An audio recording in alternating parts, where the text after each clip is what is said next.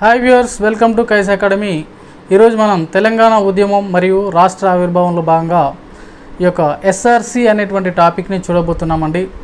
మరి ఏంటి యొక్క ఎస్ఆర్సిలో ఏం పేర్కొన్నారు అనేటువంటి విషయాల్ని మనం ఈరోజు క్లాస్లో చూడబోతున్నాం.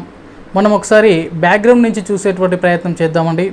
ఒకసారి బ్యాక్గ్రౌండ్లోకి వెళ్ళినట్లయితే ఈ యొక్క భారతదేశానికి స్వాతంత్రం రాకముందు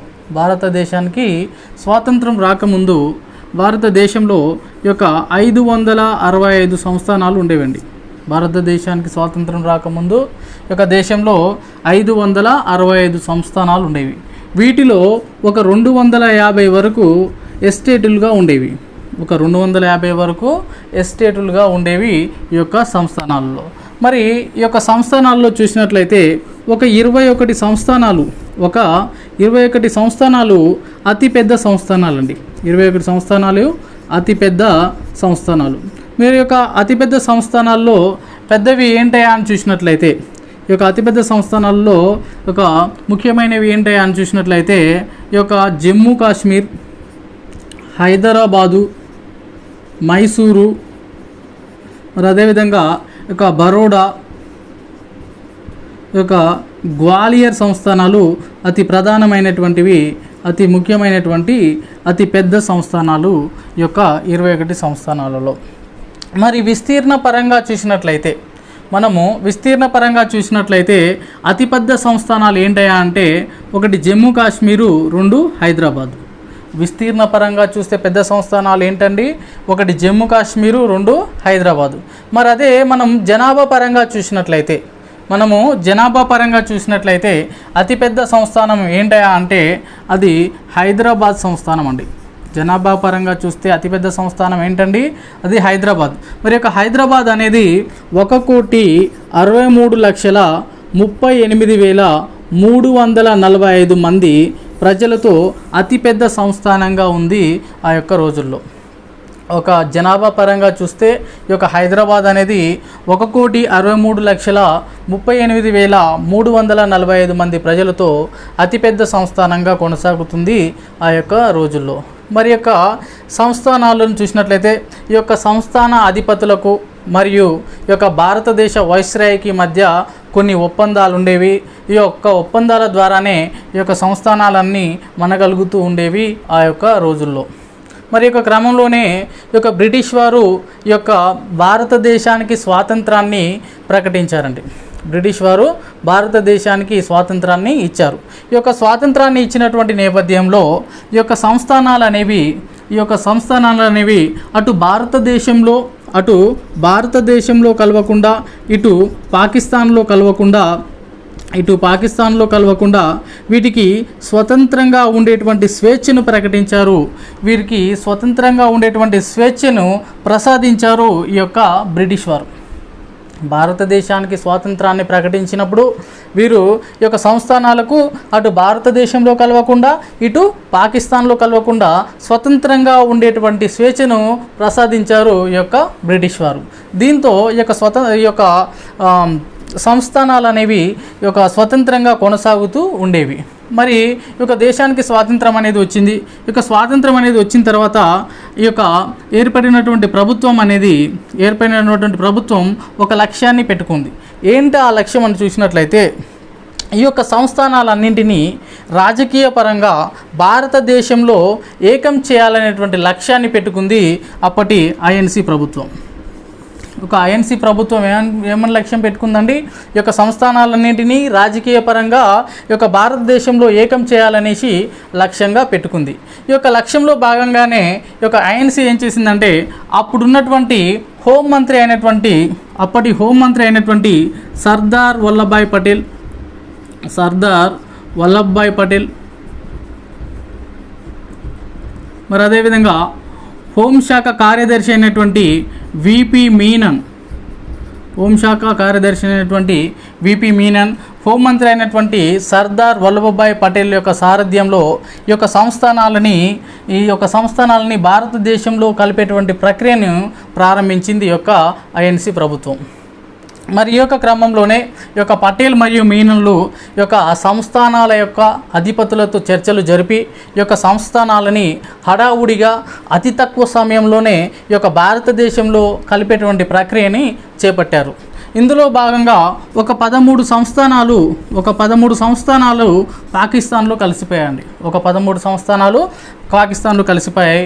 మిగతా సంస్థానాలన్నింటినీ ఈ యొక్క హడావుడిగా అతి తక్కువ సమయంలోనే ఈ యొక్క పటేల్ మరియు మీనన్లు యొక్క సంస్థానాల యొక్క అధిపతులతో చర్చలు జరిపి వీటిని యొక్క భారతదేశంలో కలిపివేశారు. ఈ యొక్క సంస్థానాలన్నింటినీ భారతదేశంలో కలిపివేశారు. మరి యొక్క సంస్థానాలన్నింటినీ భారతదేశంలో కలిపివేసేటటువంటి క్రమంలో ఏం జరిగింది అంటే ఈ యొక్క భారతదేశంలో స్వాతంత్రం వచ్చిన తర్వాత ఏర్పడినటువంటి రాష్ట్రాలు ఏవైతే ఉన్నాయో అవి అప్పటికే కొంచెం పెద్దదిగా ఉన్నాయి. మరి ఈ యొక్క రాష్ట్రాల్లోనే ఈ యొక్క సంస్థానాలన్నింటినీ విలీనం చేశారండి. భారతదేశానికి స్వాతంత్రం వచ్చిన తర్వాత ఏ అయితే రాష్ట్రాలు ఉన్నాయో ఆ యొక్క రాష్ట్రాల్లోనే ఈ యొక్క సంస్థలన్నింటినీ కలపడంతో అప్పటికే పెద్దదిగా ఉన్నటువంటి రాష్ట్రాలు మరింత పెద్దదిగా తయారయ్యాయండి. అప్పటికే పెద్దదిగా ఉన్నటువంటి రాష్ట్రాలు వాటి యొక్క సైజ్ అనేది మరింత పెద్దదిగా తయారైంది. సో ఈ విధంగా ఈ యొక్క సంస్థానాలన్నీ భారతదేశంలో కలిసిపోయాయి. ఈ యొక్క ఎస్ఆర్సి అనేది ఏర్పడే నాటికి భారతదేశంలో ఉన్నటువంటి రాష్ట్రాల పరిస్థితి ఏ విధంగా ఉన్నది అని చూసినట్లయితే వీరు భారతదేశంలో ఉన్నటువంటి రాష్ట్రాలని 4 కేటగిరీలుగా డివైడ్ చేశారండి. భారతదేశంలో ఉన్నటువంటి రాష్ట్రాలని ఎన్ని కేటగిరీలుగా డివైడ్ చేశారు? 4 కేటగిరీలుగా డివైడ్ చేశారు. మరి ఏంటి ఆ కేటగిరీస్ అని చూసినట్లయితే వీరి యొక్క రాష్ట్రాలని ABCD కేటగిరీలుగా డివైడ్ చేశారండి. భారతదేశంలో ఉన్న మొత్తం రాష్ట్రాలను ఎలా చేశారు? ఏ రాష్ట్రాలు కొన్ని, B రాష్ట్రాలు కొన్ని, C రాష్ట్రాలు కొన్ని, D రాష్ట్రాలు కొన్నిగా వీటిని డివైడ్ చేయడం అనేది జరిగింది. మరి యొక్క ఏ రాష్ట్రాల కేటగిరీలో 9 రాష్ట్రాలు, B కేటగిరీలో 9 రాష్ట్రాలు, C కేటగిరీలో 10 రాష్ట్రాలు, D కేటగిరీలో చూసినట్లయితే 1 రాష్ట్రాన్ని ఏర్పాటు చేశారు. మరి ఏంటి యొక్క రాష్ట్రాలను చూసినట్లయితే మన యొక్క ఏ కేటగిరీ చూసినట్లయితే ఈ యొక్క భారతదేశంలో బ్రిటిష్ పాలిత ప్రాంతాలు ఏవైతే ఉన్నాయో వాటన్నిటినీ ఈ యొక్క రాష్ట్రాలుగా ఏర్పాటు చేసి వాటిని యొక్క ఏ కేటగిరీలో ఉంచడం అనేది జరిగింది. ఈ యొక్క ఏ కేటగిరీలో ఉన్నటువంటి రాష్ట్రాలు ఏంటి అండి? ఈ యొక్క బ్రిటిష్ పాలిత ప్రాంతాలండి. బ్రిటిష్ పాలిత ప్రాంతాలు. మరి అదేవిధంగా ఈ యొక్క B కేటగిరీ రాష్ట్రాలు చూస్తే ఇవి భారతదేశంలో ఉన్నటువంటి సంస్థానాలు భారతదేశంలో విలీనం చేయబడినటువంటి సంస్థానాలని 9 రాష్ట్రాలుగా ఏర్పాటు చేశారు. అవి B కేటగిరీలో ఉన్నాయి. మరి ఈ యొక్క C కేటగిరీలో ఉన్నటువంటి 10 రాష్ట్రాలు ఏంటంటే భారతదేశంలో మిగిలినటువంటి ఎస్టేట్ ప్రాంతాలన్నింటినీ కలిపి 10 రాష్ట్రాలుగా చేసి వాటిని ఈ యొక్క C కేటగిరీలో ఉంచారండి. ఇవి C కేటగిరీ రాష్ట్రాలు. మరి D కేటగిరీ చూసినట్లయితే ఈ యొక్క అండమాన్ నికోబార్ దీవులను ఒకదాన్ని ఈ యొక్క D రాష్ట్రాల కేటగిరీలో ఏర్పాటు చేయడం అనేది జరిగింది. సో ఈ విధంగా ఉన్నది ఇక ఎస్ఆర్సి ఏర్పడే నాటికి ఈ యొక్క రాష్ట్రాల యొక్క పరిస్థితి. మరి ఈ యొక్క క్రమంలో ఏం జరిగింది అంటే ఈ యొక్క రాష్ట్రాలు అనేవి ఈ విధంగా కేటగిరీలుగా విభజించిన తర్వాత ఈ యొక్క క్రమంలోనే ఎప్పుడైతే ఈ యొక్క 1953 అక్టోబర్ 1వ తేదీన ఆంధ్ర రాష్ట్రం అనేది అవతరించింది. ఈ విధంగా అవతరించినటువంటి ఆంధ్ర రాష్ట్రాన్ని మనం ఏమని పేర్కొనవచ్చాయా అంటే భారతదేశంలో ఏర్పడినటువంటి మొట్టమొదటి భాషా ప్రయుక్త రాష్ట్రంగా దీన్ని పేర్కొనవచ్చు. భారతదేశంలో ఏర్పడినటువంటి మొట్టమొదటి భాషా ప్రయుక్త రాష్ట్రం ఏదైనా అంటే అది ఆంధ్ర రాష్ట్రమేనండి. ఈ విధంగా ఒక భాషా ప్రాతిపాదికన ఒక రాష్ట్రాన్ని ఏర్పాటు చేయడం అనేది జరిగిన తర్వాత భారతదేశంలో ఈ యొక్క భాషా ప్రయుక్త రాష్ట్రాల డిమాండ్ అనేది తెరపైకి వచ్చిందండి. అంటే భారతదేశంలో నివసిస్తున్నటువంటి ఇతర ప్రాంతాల్లోని ప్రజలు ఎవరైతే ఒక ప్రత్యేకమైనటువంటి భాషను మాట్లాడుతున్న ప్రజలు ఎవరైతే ఉన్నారో వారు కూడా తమకంటూ ఒక ప్రత్యేక రాష్ట్రాన్ని ఏర్పాటు చేయాలని ఉద్యమాలు ప్రారంభించారు. దీంతో అప్పటి నెహ్రూ ప్రభుత్వం నెహ్రూ ఏమని నిర్ణయించాడంటే ఈ యొక్క భారతదేశంలో ఉన్నటువంటి ఒక్కొక్క రాష్ట్రాన్ని కాదు, భారతదేశంలో ఉన్నటువంటి మొత్తం రాష్ట్రాలని ఒకేసారి పునర్వ్యవస్థీకరించాలని నిర్ణయించాడు. అప్పటి నెహ్రూ ఏమని నిర్ణయించాడండి, భారతదేశంలో ఉన్నటువంటి ఒక్కొక్క రాష్ట్రాన్ని ఒక్కొక్కసారి కాదు, మొత్తం రాష్ట్రాలని ఒకేసారి పునర్వ్యవస్థీకరించాలని నిర్ణయించాడు మన యొక్క జవహర్లాల్ నెహ్రూ. మరి యొక్క నేపథ్యంలోనే ఈయన ఏం చేస్తాడంటే, ఈయన ఎప్పుడైతే ఈ యొక్క నిర్ణయాన్ని తీసుకున్నాడో, ఈయన ఈ యొక్క 1953 డిసెంబర్ 22వ తేదీన 1953 డిసెంబర్ 22వ తేదీన ఈయన రాష్ట్రాల పునర్వ్యవస్థీకరణ సంఘాన్ని ఏర్పాటు చేయబోతున్నట్లు పార్లమెంటులో ప్రకటన చేస్తాడండి. ఎప్పుడైతే ఈ యొక్క రాష్ట్రాలని పునర్వ్యవస్థీకరించాలని నిర్ణయించాడో, దీంతో ఈయన 1953 డిసెంబర్ 22వ తేదీన రాష్ట్రాల పునర్వ్యవస్థీకరణ సంఘం అంటే స్టేట్ రీఆర్గనైజేషన్ కమిషన్ని ఏర్పాటు చేయబోతున్నట్లు ప్రకటించాడు ఈ యొక్క పార్లమెంట్లో. ఈ విధంగా ప్రకటించిన తర్వాత కొద్ది రోజులకి, అంటే ఈ యొక్క 1953 డిసెంబర్ 29వ తేదీన 1953 డిసెంబర్ 29వ తేదీన ఒరిస్సా గవర్నర్గా పనిచేస్తున్నటువంటి సయ్యద్ ఫజల్ అలీ నేతృత్వంలో ఈ యొక్క ఎస్ఆర్సి అనేది ఏర్పాటు చేయడం జరిగిందండి. ఎప్పుడు ఏర్పాటు చేశారండి ఈ యొక్క ఎస్ఆర్సిని? ఈ యొక్క 1953 డిసెంబర్ 29వ తేదీన ఈ యొక్క ఒరిస్సా గవర్నర్గా పనిచేస్తున్నటువంటి సయ్యద్ ఫజల్ అలీ నేతృత్వంలో ఈ యొక్క ఎస్ఆర్సిని ఏర్పాటు చేయడం అనేది జరిగింది. మరి ఈ విధంగా ఏర్పాటు చేయబడినటువంటి సయ్యద్ ఫజల్ అలీ నేతృత్వంలో ఏర్పాటు చేయబడినటువంటి ఎస్ఆర్సిలో సభ్యులు ఎవరైనా చూసినట్లయితే, ఒకటి హృదయనాథ్ కుంజ్రు,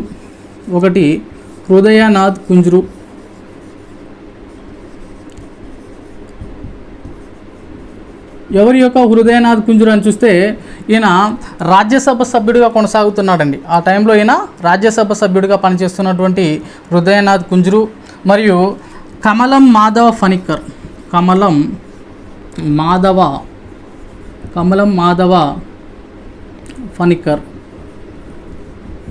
ఎవరి యొక్క కమలం మాధవ ఫణిక్కర్ అని చూసినట్లయితే, ఈయన ఆ సమయానికి ఈ యొక్క ఈజిప్టు దేశానికి భారత రాయబారిగా పనిచేస్తున్నారండి. భారత రాయబారిగా పనిచేస్తున్నటువంటి ఈ యొక్క కమలం మాధవ ఫణిక్కర్ మరియు ఈ యొక్క రాజ్యసభ సభ్యుడిగా పనిచేస్తున్నటువంటి హృదయనాథ్ కుంజ్రుల యొక్క సభ్యులుగా ఈ యొక్క సయ్యద్ ఫజల్ అలీ నేతృత్వంలో ఈ యొక్క ఎస్ఆర్సి అనేది ఎప్పుడు ఏర్పాటు చేయబడింది? ఈ యొక్క 1953 డిసెంబర్ 29వ తారీఖున ఏర్పాటు చేయడం అనేది జరిగింది. మరి యొక్క సభ్యులను చూసినట్లయితే, ఈ యొక్క సయ్యద్ ఫజల్ అలీకి గతంలో న్యాయవాదిగా పనిచేసినటువంటి అనుభవం ఉందండి. మరి అదేవిధంగా ఈ యొక్క హృదయనాథ్ కుంజ్రు కూడా గతంలో న్యాయవాదిగా పనిచేసినటువంటి అనుభవం ఉంది. ఈ విధంగా ఈ యొక్క అనుభవజ్ఞులైనటువంటి సభ్యులతో ఈ యొక్క ఎస్ఆర్సిని ఏర్పాటు చేస్తుంది ఈ యొక్క ప్రభుత్వం. ఈ యొక్క డేట్ చాలా ఇంపార్టెంట్. ఈ యొక్క టోటల్ టాపిక్లో ఇంపార్టెంట్ డేట్ ఏందా అంటే, ఈ యొక్క 1953 డిసెంబర్ 29 అంది. ఈ రోజునే మనకు ఈ యొక్క ఎస్ఆర్సి అనేది ఏర్పాటు చేయడం అనేది జరిగింది. మరి ఈ విధంగా ఈ యొక్క ఎస్ఆర్సిని ఏర్పాటు చేస్తుంది ప్రభుత్వం. ఎప్పుడైతే ఈ యొక్క ఎస్ఆర్సిని ఏర్పాటు చేస్తుందో, ఈ యొక్క ప్రభుత్వం అనేది ఈ యొక్క ఎస్ఆర్సికి కొన్ని విధి విధానాలని రూపొందిస్తుందండి. దేనికి? ఈ యొక్క కమిషన్ అనేది రాష్ట్రాలని పునర్వ్యవస్థీకరించడం కోసం ఏర్పాటు చేసింది కదా.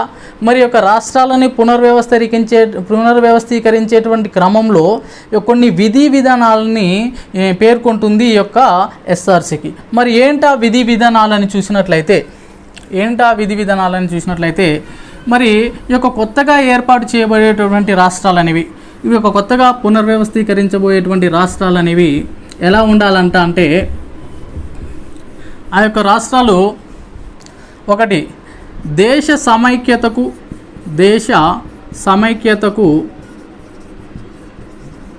భద్రతకు భంగం వాటిల్లకుండా ఉండాలంట. అంటే కొత్తగా ఏర్పాటు చేయబడినటువంటి రాష్ట్రాలు అనేవి దేశ సమైక్యతకు భద్రతకు భంగం వాటిల్లకుండా ఏర్పాటు చేయాలి అనేసి పేర్కొన్నారు. మరి అదేవిధంగా ఈ కొత్తగా పునర్వ్యవస్థీకరించబోయేటువంటి రాష్ట్రాలు, అంటే కొత్తగా ఏర్పాటు చేయబడేటువంటి రాష్ట్రాలు ఆర్థిక స్వయం సమృద్ధిని కలిగి ఉండాలంట. ఆర్థిక స్వయం సమృద్ధిని కలిగి ఉండాలి. మరి అదేవిధంగా కొత్తగా ఏర్పాటు చేయబడేటువంటి రాష్ట్రాల్లో ఈ యొక్క పరిపాలన సౌలభ్యం అనేది ఉండాలి. పరిపాలన సౌలభ్యంగా ఉండాలి. మరి అదేవిధంగా ఈ విధంగా ఏర్పాటు చేయబడేటువంటి రాష్ట్రాలు, కొత్తగా ఏర్పాటు చేయబడేటువంటి రాష్ట్రాల్లోని ప్రజలు సాంస్కృతికంగా ఐక్యతను కలిగి ఉండి అక్కడ నివసించేటువంటి ప్రజలు స్నేహభావంతో ఉండాలి అనేసి పేర్కొన్నారు. ఇంకా ఏమంటున్నారు, ఈ విధంగా పునర్వ్యవస్థీకరించబడినటువంటి రాష్ట్రాల్లో దేశం మొత్తంలో కేంద్ర ప్రభుత్వ పథకాలని అమలు చేసేటువంటి విధంగా ఉండాలి అని పేర్కొన్నారు. అంటే కేంద్ర ప్రభుత్వ పథకాలు ఏర్పాటు చేసినట్లయితే ఈ యొక్క ప్రభుత్వ పథకాలు అనేవి అన్ని రాష్ట్రాల్లో అమలు చేసే విధంగా ఈ కొత్తగా ఏర్పాటు చేయబడేటువంటి రాష్ట్రాలు ఉండాలి అనేసి ఈ యొక్క ఎస్ఆర్సికి సూచించింది ఈ యొక్క ప్రభుత్వం. ఈ విధమైనటువంటి విధి విధానాలతో ఈ యొక్క ప్రభుత్వం అనేది ఎస్ఆర్సిని ఏర్పాటు చేయడం అనేది జరిగింది. మరి యొక్క ఎస్ఆర్సి ఏం చేసింది తర్వాత అంటే, సో ఈ విధంగా విధి విధానాలు అనేవి సూచించిన తర్వాత ఈ యొక్క ఎస్ఆర్సి అనేది ఈ యొక్క ఫజల్ అలీ, యొక్క ఎస్ఆర్సి యొక్క అధ్యక్షుడైనటువంటి ఫజల్ అలీ, ఈయన ఏం చేస్తాడంటే ఈ యొక్క 1954 ఫిబ్రవరి 23 తారీఖున ఒక పత్రికా ప్రకటనను విడుదల చేస్తారండి. ఒక ఫజల్ అలీ ఏం చేస్తారు, 1954 ఫిబ్రవరి 23న ఒక పత్రికా ప్రకటన విడుదల చేస్తాడు. ఏమంటాడు, ఈ యొక్క రాష్ట్రాలని మేము పునర్వ్యవస్థీకరిస్తున్నాం కావున ఈ యొక్క ప్రజలు ఎవరైతే కొత్త రాష్ట్రాలను కోరుకుంటున్నారో వారి యొక్క విజ్ఞప్తులను, వారి యొక్క వినతి పత్రాలను సమర్పించాలి. ఇంకా మిగతా వారు ఎవరైతే ఉన్నారో వారు తమ యొక్క అభిప్రాయాలని తెలియచేయాలి అనేసి ఒక బహిరంగ ప్రకటన చేస్తాడు ఈ యొక్క ఫజల్ అలీ. దీనికి గాను ఈయన ఏప్రిల్ 24వ తారీఖు వరకు గడువు నిర్ణయిస్తాడండి. ఏమంటున్నాడు ఇక్కడ, ఫజల్ అలీ ఒక పత్రికా ప్రకటన చేసి ఇక ప్రజలు ఎవరైతే ఉన్నారో వారి యొక్క అభిప్రాయాలను తెలియజేయవచ్చు, వారు వినతి పత్రాలను కూడా అందజేయవచ్చు. అయితే దీనికి గడువు ఏంటంట, ఈ యొక్క ఏప్రిల్ 24వ తారీఖు వరకు వీరు ఈ యొక్క వినతి పత్రాలు, ఈ యొక్క విజ్ఞప్తులని కానీ ఈ యొక్క అభిప్రాయాలని కానీ వారు తెలియజేయవచ్చు అనేసి పేర్కొన్నాడు ఈ యొక్క ఫజల్ అలీ. మరి యొక్క క్రమంలో ఈ విధంగా ఎస్ఆర్సి ఏర్పాటు చేయబడింది. ఈ యొక్క పత్రికా ప్రకటన అనేది కూడా ఇచ్చేసింది. ఆ తర్వాత ఇది తన యొక్క కార్యాచరణని ప్రారంభిస్తుంది. ఇందులో భాగంగానే ఈ యొక్క ఎస్ఆర్సి 1954 జూన్ 29వ తేదీన ఎస్ఆర్సి 1954 జూన్ 29వ తేదీన ఏం చేస్తుందంటే, ఇది హైదరాబాద్లోని ఈ యొక్క గ్రీన్ ల్యాండ్స్ భవన్లో తన యొక్క విచారణని చేపడుతుంది. ఎస్ఆర్సి ఏం చేస్తుంది, తర్వాతి కాలంలో ఈ యొక్క 1954 జూన్ 29వ తేదీన హైదరాబాద్లోని గ్రీన్ ల్యాండ్స్ భవన్లో తమ యొక్క విచారణని చేపడుతుంది. ఈ యొక్క విచారణలో భాగంగా కొంతమంది నాయకులు విశాలాంధ్రకు మద్దతుగా వినతి పత్రాలు సమర్పిస్తారు. మరికొంతమంది నాయకులు తెలంగాణకి మద్దతుగా ఈ యొక్క వినతి పత్రాలు అనేవి సమర్పిస్తారు. మరి ఎవరు ఆ నాయకులు, ఎవరు విశాలాంధ్రకి మద్దతు ప్రకటించారు, ఎవరు తెలంగాణకి అనుకూలంగా వినతి పత్రాలు సమర్పించారని చూసినట్లయితే ఈ యొక్క విశాలాంధ్రకు మరియు తెలంగాణకి మద్దతుగా వినతి పత్రాలు సమర్పించినటువంటి నాయకులు ఎవరయ్యా అని చూసినట్లయితే, ఒకటి విశాలాంధ్రకు మద్దతుగా అయ్యదేవర కాళేశ్వరరావు, ఈ యొక్క అయ్యదేవర కాళేశ్వరరావు,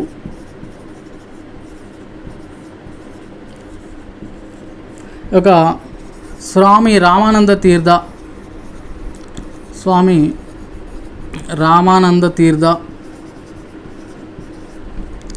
మరి అదేవిధంగా ఇక విబి రాజు, రావి నారాయణ రెడ్డి, మరి అదేవిధంగా బద్దం ఎల్లారెడ్డి,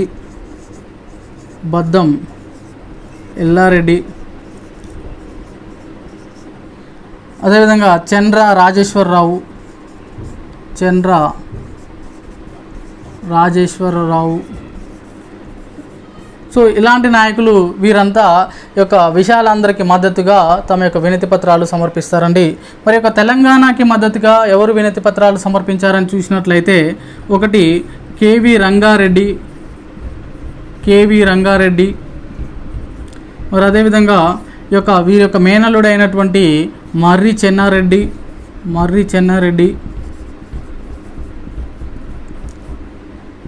జేవి నరసింగరావు,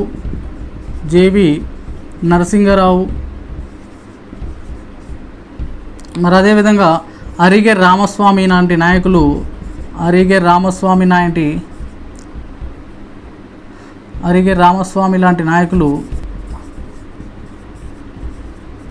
ఈ యొక్క తెలంగాణకి మద్దతుగా వీరు వినతి పత్రాలు అనేవి అందించడం జరుగుతుంది. కొంతమంది నాయకులేమో విశాలాంధ్రకు మద్దతుగా, మరి కొంతమంది నాయకులు తెలంగాణకి మద్దతుగా వినతి పత్రాలు అనేవి సమర్పిస్తారు. మరి అదేవిధంగా ఈ యొక్క ఉస్మానియా విశ్వవిద్యాలయం అనేది ఈ యొక్క ప్రొఫెసర్ జయశంకర్ సార్ నేతృత్వంలో ఉస్మానియా విశ్వవిద్యాలయం అనేది తెలంగాణని ఏర్పాటు చేయాలని కోరుతూ వినతి పత్రాన్ని సమర్పిస్తుంది. మరి అదేవిధంగా అప్పటికే టీచర్గా పనిచేస్తున్నటువంటి తోట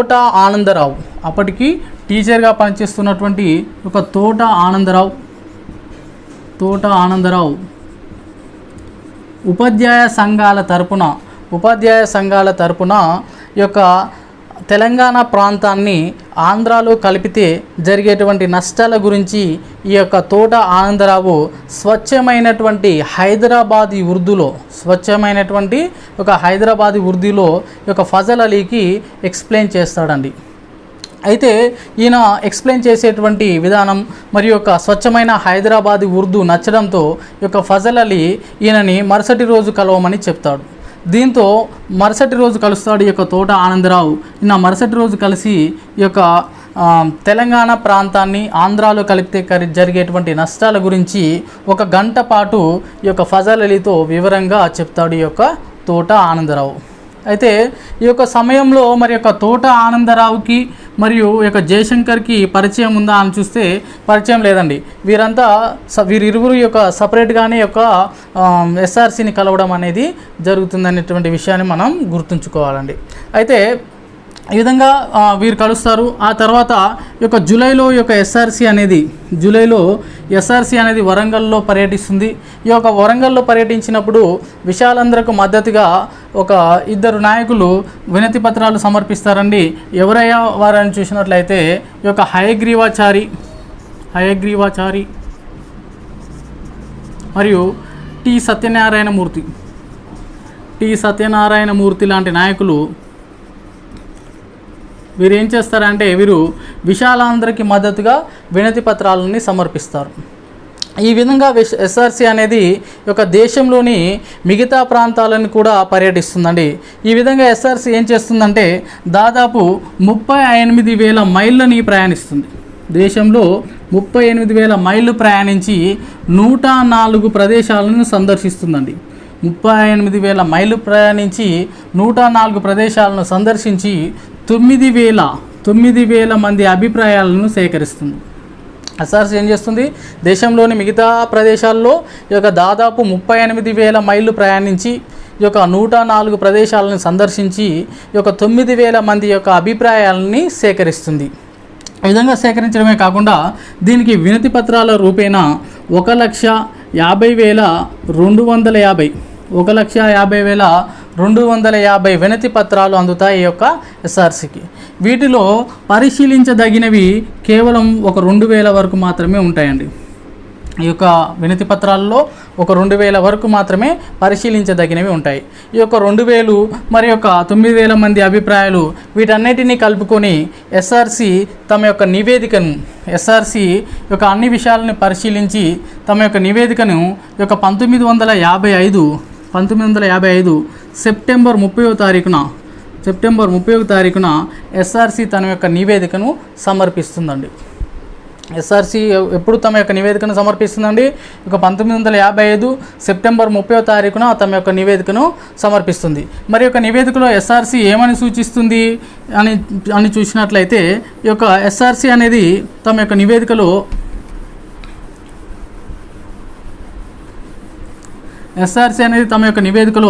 16 రాష్ట్రాలు మరియు 3 కేంద్రపాలిత ప్రాంతాలని ఏర్పాటు చేయాలని సూచిస్తున్నాడు. ఎస్ఆర్సి తన నివేదికలో ఎన్ని రాష్ట్రాలు ఏర్పాటు చేయాలని ప్రతిపాదిస్తుంది? 16 రాష్ట్రాలని మరియు 3 కేంద్రపాలిత ప్రాంతాలను ఏర్పాటు చేయాలని సూచిస్తుందండి. ఎప్పుడు సమర్పించింది యొక్క ఎస్ఆర్సి తన యొక్క నివేదిక అంటే, ఎస్ఆర్సి తన యొక్క నివేదికను 1955 సెప్టెంబర్ 30వ తేదీన తమ యొక్క నివేదికను సమర్పించింది. ఈ యొక్క నివేదికలో ఎన్ని రాష్ట్రాలను ఏర్పాటు చేయాలంట? 16 రాష్ట్రాలను ఏర్పాటు చేయాలంట, 3 కేంద్రపాలిత ప్రాంతాలని ఏర్పాటు చేయాలంట. మరి ఏంటి యొక్క రాష్ట్రాలు, మరి ఏంటి యొక్క కేంద్రపాలిత ప్రాంతాలు అని సూచినట్లయితే అయితే ఇక్కడ ఇవి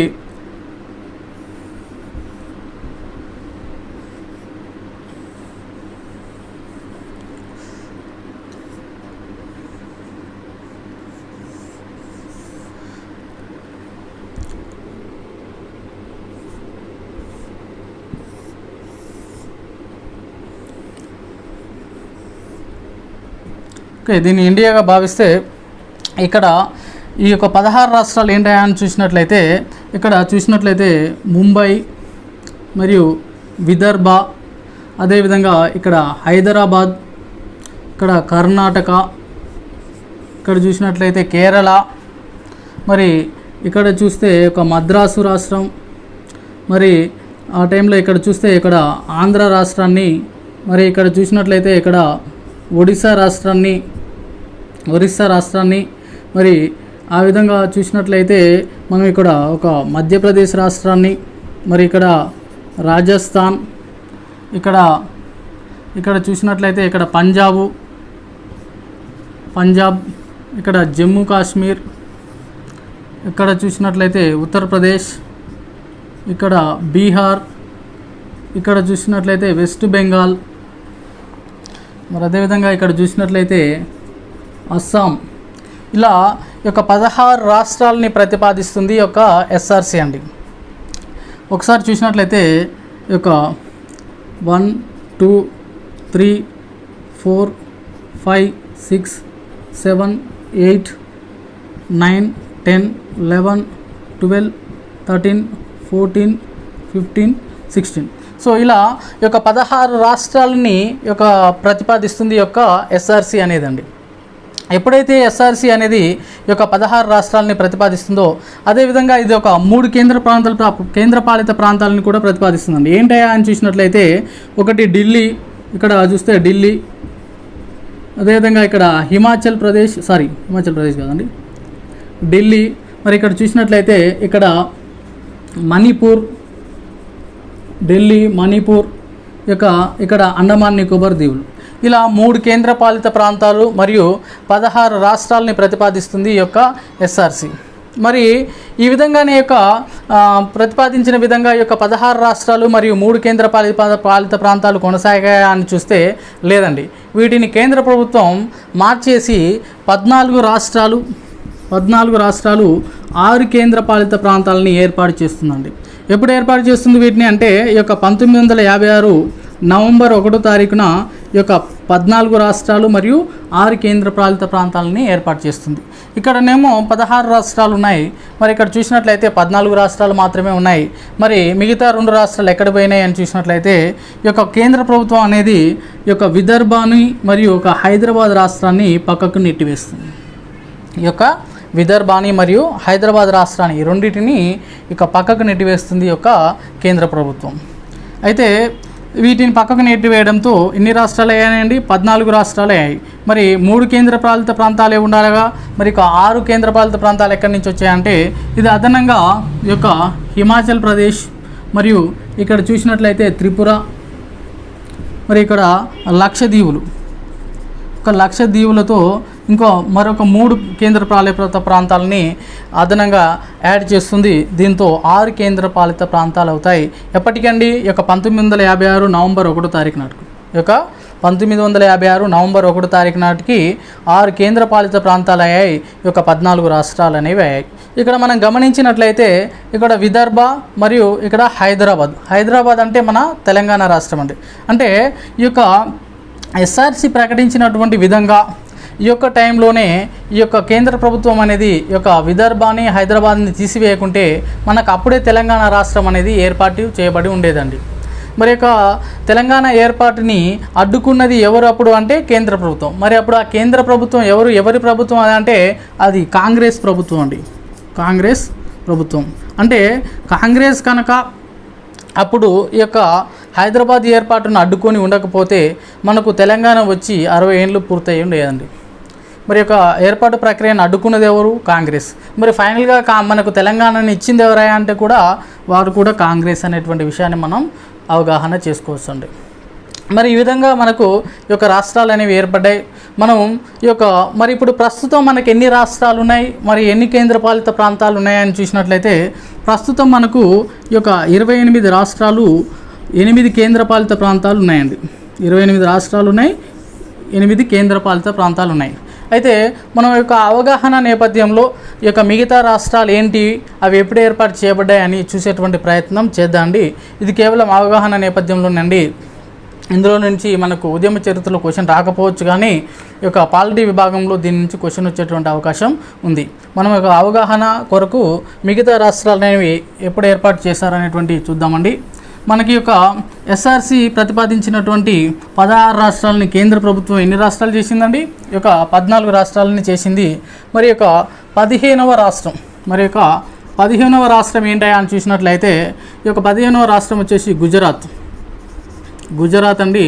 ఇది ఎప్పుడు ఏర్పడుతుంది అంటే 1960వ సంవత్సరంలో ఏర్పడుతుంది. మరి అదేవిధంగా ఒక 16వ రాష్ట్రం ఏంటా అని చూస్తే ఇది నాగాలాండ్ అండి. నాగాలాండ్ ఇది 1963వ సంవత్సరంలో ఏర్పాటు చేయబడుతుంది. మరి యొక్క 17వ రాష్ట్రం ఏంటా అని చూస్తే ఇది హర్యానా వచ్చేసి ఈ యొక్క 1966వ సంవత్సరంలో ఏర్పాటు చేయబడుతుంది. ఈ యొక్క 18వ రాష్ట్రం ఏంటా అంటే హిమాచల్ ప్రదేశ్. ఈ యొక్క కేంద్రపాలిత ప్రాంతంగా ఉన్నటువంటి హిమాచల్ ప్రదేశ్కు వీరు రాష్ట్ర హోదాని కల్పించారండి.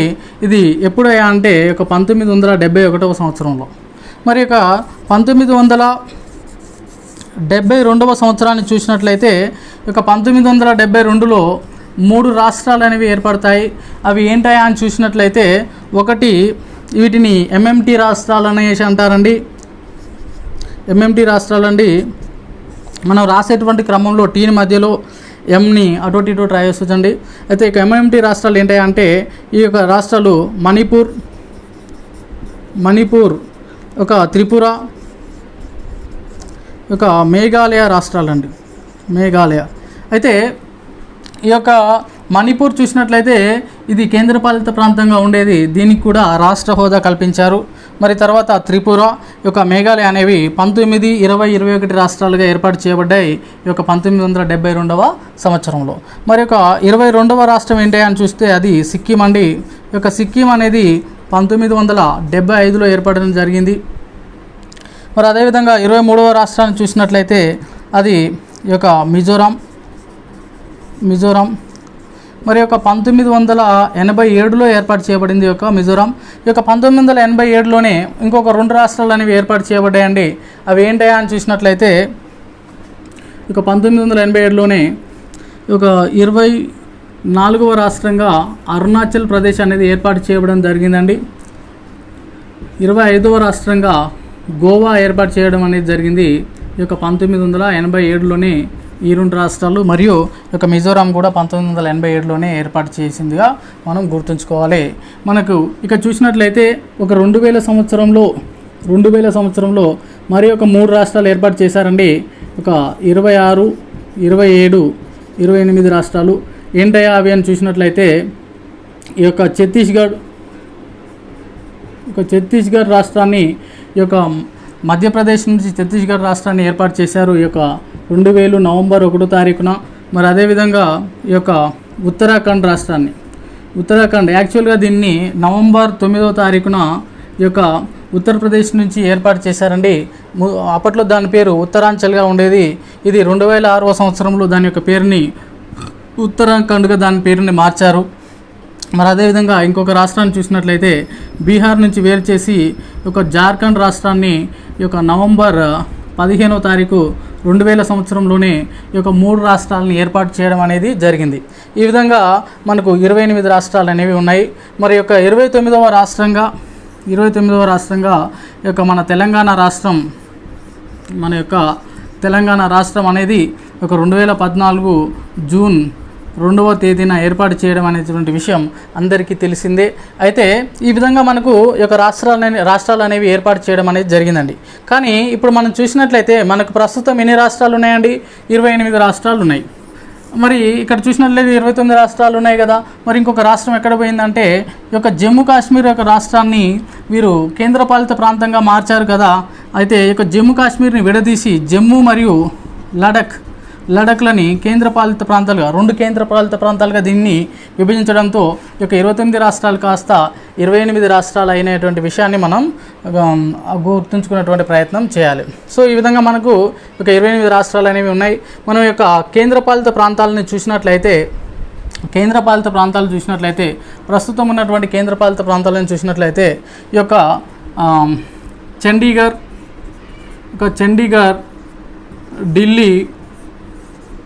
ఢిల్లీ యొక్క పుదుచ్చేరి, మరి అదేవిధంగా ఈ యొక్క అండమాన్ నికోబార్ దీవులు, ఈ యొక్క లక్షద్వీపులు, మరి యొక్క 6వ దాన్ని చూసినట్లయితే ఈ యొక్క అండమాన్ నికోబార్ దీవులు, లక్షద్వీపులు, ఈ యొక్క డామన్ డయ్యూ మరియు దాద్రా నగర్ హవేలీ. అసలు ఇంతకుముందు యొక్క డామన్ డయ్యూ మరియు దాద్రా నగర్ హవేలీ అనేవి 2 సపరేట్గా ఉండేవండి. ఆ తర్వాతి కాలంలో ఇవి రెండింటిని కలిపేసి ఒకే కేంద్రపాలిత ప్రాంతం కిందికి తీసుకొచ్చారు. దీంతో యొక్క డామన్ డయ్యూ మరియు దాద్రా నగర్ హవేలీ అనేవి ఒకే కేంద్రపాలిత ప్రాంతంగా మారాయి. అయితే ఈ తర్వాత 7వది చూసినట్లయితే మనకు జమ్మూ, మరి 8వది చూస్తే మనకు లడఖ్.